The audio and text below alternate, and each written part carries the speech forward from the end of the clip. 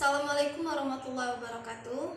Saya Restia Sapitri sebagai perwakilan dari kelompok kami untuk paparan studi khusus mengenai perencanaan dan pengembangan karir pada salah satu mata kuliah kami, yakni perencanaan dan pengembangan karir. Kelompok kami terdiri dari pertama Monica Yuliawati, kedua Leka Radia Krisna, dan terakhir saya sendiri Restia Sapitri. Saya akan membawakan paparan yakni studi khusus mengenai perencanaan dan pengembangan karir PT Unilever Indonesia. Pertama, saya akan menjelaskan pengertian dari karir. Karir merupakan bagian penting dalam kehidupan seseorang. Karir lebih dari sekedar memperoleh pekerjaan dan jabatan. Karir memiliki perspektif jangka panjang dan terkait dengan tujuan hidup.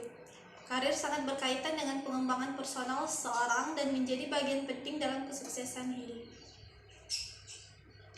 Selanjutnya,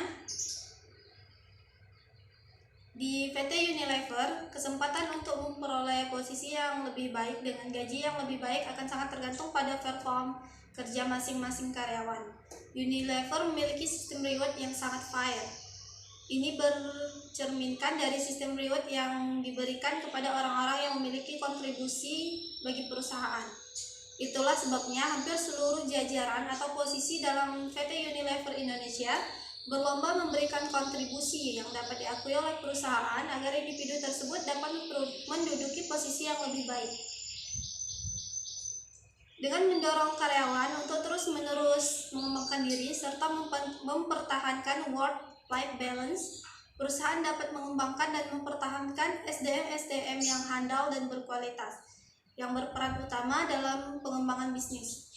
Setiap tahun, manajemen Unilever Indonesia menargetkan pertumbuhan bisnis di Indonesia yang disesuaikan dengan target yang ingin dicapai oleh Unilever secara global.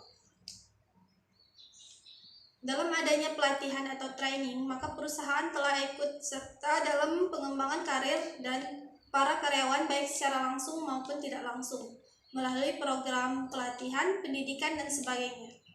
Hal ini tentu saja akan menambah keahlian dan dapat membuka kesempatan berkarir yang lebih tinggi bagi karyawannya.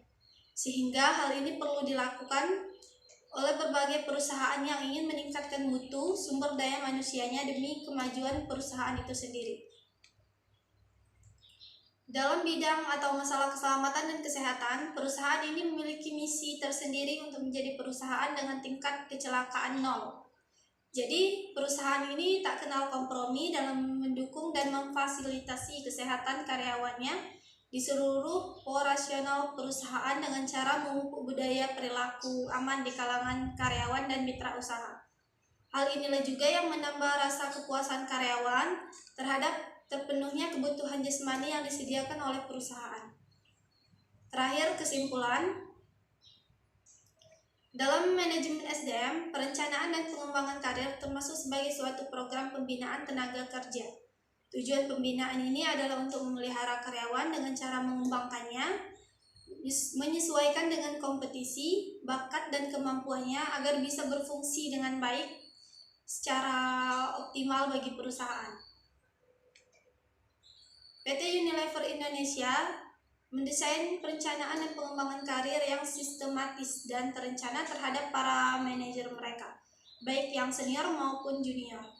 Didukung oleh portfolio produk yang luas, mereka lantas cukup leluasa untuk melakukan rotasi di antaranya manajernya untuk berpindah dari suatu produk brand lini produk lainnya. Dan disinilah mereka kemudian mampu menerpa para manajer mereka secara optimal melalui pergerakan karir yang dinamis, baik secara vertikal maupun secara horizontal. Yang lebih elok, mereka tampaknya juga mampu mencitrakan proses mentoring secara natural, di mana para manajer yang telah senior secara konstan terus-menerus melakukan transfer pengalaman kepada juniornya. Baiklah, itulah hasil dari paparan kami. Apabila ada kesalahan kata atau kekurangan kalimat, saya mohon maaf. Saya akhiri, wabillahi taufik wal hidayah. Wassalamualaikum warahmatullahi wabarakatuh.